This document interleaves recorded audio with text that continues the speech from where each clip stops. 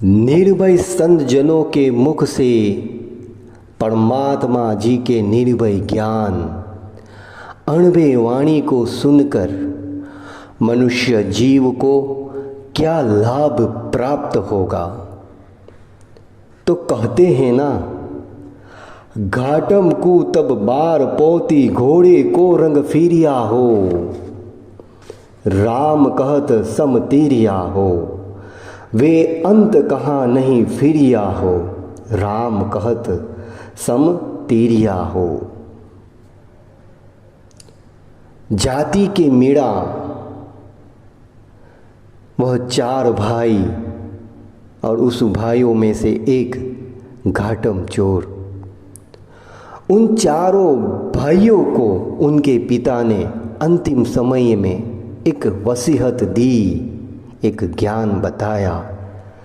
चाहे कुछ भी हो जाए, निर्भय संत जनों के मुख से कभी भी वह परमात्मा जी की निर्भय ज्ञान अणभय वाणी को सुनना मत। जिस तरह आज आप सुन रहे हो, उस वाणी को सुनने के लिए घाटम चोर के पिताजी ने वसीयत रखी थी कि सुनना मत।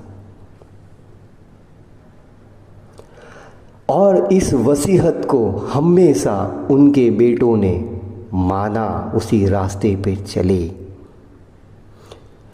एक बार घाटम चोर एक रास्ते से, एक मार्ग से चल के जा रहे थे। उसी मार्ग पर निर्भय संत जनों की संगत थी। अब पिताजी ने जो बताया था उस मार्ग पे भी चलना है, इसलिए घाटम चोर ने अपने कानों के भीतर दोनों उंगलियों को दबा दिया और वहाँ से चलते चलते जाने लगे। पर कहते हैं ना कि जब ज्ञान मिलना होगा तो किसी भी अवस्था में मिल जाएगा। जैसे आज आपको वही निर्भय ज्ञान वह काल से मुक्त करवा दे, ऐसा ज्ञान आपको आज गणेश जी के मंडप में मिल रहा है। घाटम चोर के पांव में एक कांटा चुभ जाता है।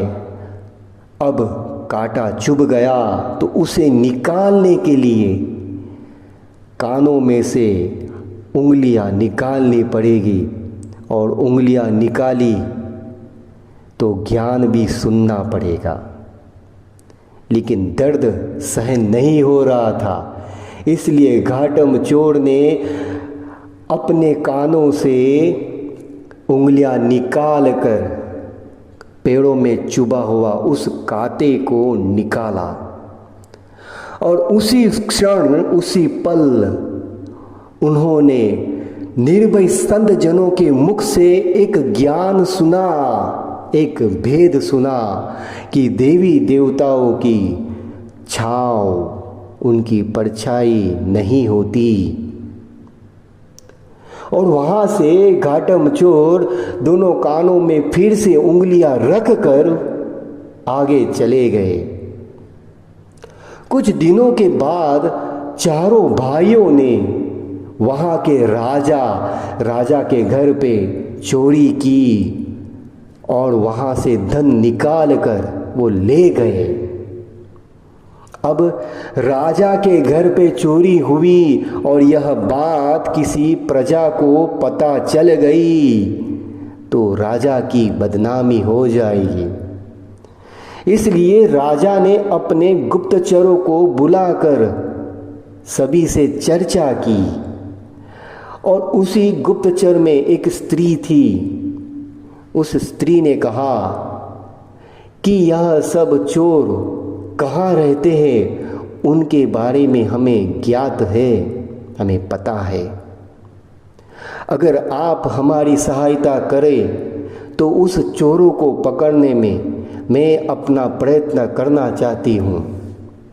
तब राजा ने अपनी तरह से सभी प्रकार की सहायता करने की बात रखी। तब उस स्त्री ने कहा राजा से, हमें कुछ आभूषण सोने के चाहिए।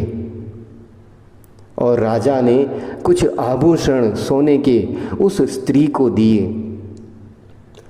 वह स्त्री देवी का स्वरूप बनाकर, देवी का रूप बनाकर, 4 हाथ बनाकर जहाँ पर ये चोर इकट्ठे होते हैं उस स्थान पे गई। और वहीं पे सारे चोर मिलकर आनंद मना रहे थे क्योंकि चोरी बहुत बड़ी थी। वहीं पर वो देवी के स्वरूप में वो स्त्री प्रकट हुई। अब देवी को देख के सभी चोर हाथ जोड़कर घुटने पे बैठ गए और सभी ने प्रणाम किया, दंडवत तक प्रणाम किया। लेकिन वह स्त्री, इन्होंने सभी चोरों के ऊपर क्रोध किया और कहा, आपने इतनी बड़ी चोरी की लेकिन मेरा हिस्सा कहाँ, मेरा भाग कहाँ। तब चोरों ने कहा कि अभी हमने चोरी तो की लेकिन हमने बंटवारा नहीं किया है, इसलिए वो सारे धन को हमने जमीन में गाड़ दिया। देवी ने प्रश्न किया कि वह जगह कौन सी है, उसका उत्तर दो, मुझे बताओ। तब घाटम चोर की दृष्टि उस देवी की छांव उनकी परछाई पे गिर रही थी और घातम चोर को वह निर्भय संत जनों की अनभय वाणी, निर्भय वाणी ज्ञान याद आ गया कि देवी देवता के रूप उनकी छांव परछाई नहीं होती। अब यही बात उनके सभी मित्रों को, भाइयों को बताई कि यह कोई देवी नहीं बल्कि कोई जासूस है, कोई खबरी है राजा के। उसी पल सभी चोर ने उस स्त्री को पकड़ लिया और उसी क्षण उस स्त्री के प्राण हर लिए और सभी चोर और आनंदित हो गए क्योंकि अब उनको और धन की लाभ हो गई, सोने के आभूषण की प्राप्ति हो गई, सभी आनंद में। लेकिन घाटम चोर के भीतर उनकी आत्मा में एक सोच, एक ज्ञान की तलब जागृत हो गई कि निर्भय संत जनों की संगत सुनी। उनके मुख से परमात्मा के निर्भय ज्ञान सुनने के बाद हम सभी चोरों की प्राण बच गए। तो पूरी संगत सुनेंगे तो क्या परिवर्तन होगा। घाटम चोर दूसरे ही दिन उन निर्भय संत जनों के पास जाते हैं और सारी विगत बताते हैं, सारी बातें रखते हैं। निर्भय संत जनों ने कहा, आप यहाँ पे आ सकते हो लेकिन चोरी नहीं कर सकते, यहाँ पर झूठ नहीं बोल सकते। तब घाटम चोर ने कहा कि हमारा तो व्यवसाय ही है चोरी करना और चोरी नहीं करेंगे तो भूखे मर जाएंगे। अब झूठ बोलना इसके बिना चलेगा नहीं। तब निर्भय संत जनों ने कहा, चलो आप चलो चोरी कर लो लेकिन किसी गरीब के घर पे मत करना। लेकिन झूठ बोला तो काम चलेगा नहीं। उसी पल से, उसी क्षण से घाटम चोर ने झूठ बोलना छोड़ दिया। फिर से वो चोरी करने राजा के वहां पे गए। जैसे राजा के महल में दाखिल हुए तो वहां के सेनापति ने पूछा, आप कौन हो। तब घाटम चोर ने कहा, अरे आपको पता नहीं चल रहा, मेरे वेशभूषा से आपको पता नहीं चल रहा है कि मैं एक चोर हूं और महल में चोरी करने जा रहा हूं। तब वो सेनापति कहने लगे, वो द्वारपाल कहने लगे, अरे भाई क्यों क्रोधित होते हो, हमने महल में जाना मना थोड़ी कहा है, आप चले जाइए, आप चोर जैसे नहीं दिख रहे हो। घाटम चोर अब जहाँ पे राजा के घोड़े को बांधा जाता है वहाँ पे गए। अब घोड़े की सेवा करने वाले जो सैनिक थे उन्होंने पूछा, अरे भाई यहाँ पे कहाँ जा रहे हो, यहाँ क्या काम है? तब घाटम चोर ने फिर से सत्य कहा, अरे भाई मैं यहाँ राजा के घोड़े को चोरी करने आया हूँ। और कहाँ जा रहा हूँ? मैं चोरी करने जा रहा हूँ। तब वहाँ घोड़े की सेवा करने वाले सैनिक ने कहा, अरे भाई आपको कौन मना कर रहा है, घोड़े के पास ही जाना है, घोड़े देखने हैं तो देख लो, आप चोर तो आपके वस्त्रों से नहीं लग रहे हो। अब घाटम चोर वहीं पे गए जहाँ घोड़े बंधे हैं। अब घोड़े को छोड़कर उनके ऊपर सवारी करके वो महल से बाहर निकले। बाहर निकलने के बाद राजा को एक समय पता चला कि उनके प्रिय घोड़े की चोरी हो गई है। तब जाके राजा ने सभी सैनिकों को भेज दिया घोड़े की तलाश में। अब घोड़े को लेकर घाटम चोर तो जंगलों से निकल गए, पर निर्भय संत जनों को वचन दिया था कि वह झूठ तो नहीं बोलेंगे, लेकिन पूरे दिन में वह परमात्मा जी का नाम, सतनाम का सुमिरन तो हमेशा करेंगे। शाम होने आ गई थी, एक स्थान मिल गया, उसी स्थान पर बैठ गए और परमात्मा जी का नाम सुमिरन करने लग गए।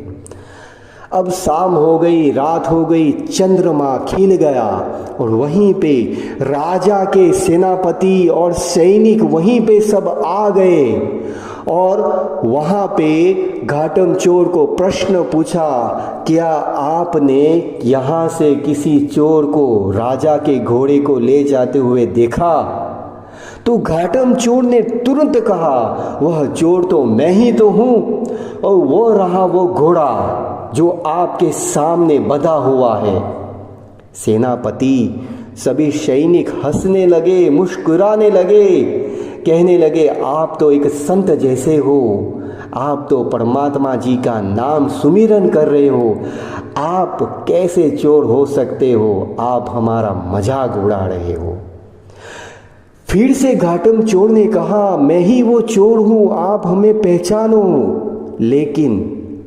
लेकिन किसी ने भी उनकी इस सत्यवाणी पे विश्वास नहीं किया और वहाँ से चले गए। हमें आप सबको यही समझाना है कि जब निर्भय संत जनों के मुख से, वह परमात्मा जी के निर्भय ज्ञान से, अनुभव वाणी को सुनने से मनुष्य जीव को क्या लाभ होगा? तो लाभ यही होगा कि उस मनुष्य जीव में परिवर्तन हो जाएगा नाम सुमिरन से। संत जन स्वीकारते हैं, निर्भय जन स्वीकारते हैं कि इसे वह परम मोक्ष की भक्ति का ज्ञान समझ में नहीं आएगा। वो स्वीकारते हैं कि यह परम मोक्ष की भक्ति के मार्ग पे चलना, यह कर्मी मनुष्य जीव को इतना आसान नहीं है। फिर भी निर्भय जन, निर्भय संत जन हमेशा दुखी जीव को हमेशा परमात्मा के मार्ग पे ले जाते हैं। इसीलिए सभी मनुष्य जीवों को हम समझा रहे हैं कि आप अभी जो निर्भय ज्ञान अनुभव वाणी को सुन रहे हो ना, उसी मार्ग पे चलने का प्रयत्न कीजिएगा। सत्य बोलकर आपकी जीवन में परिवर्तन हो जाएगा। इसीलिए कहता हूँ, इसीलिए आप सभी को कहता हूँ, राम कहत सम तीरिया हो, वे अंत कहाँ नहीं फिरिया हो।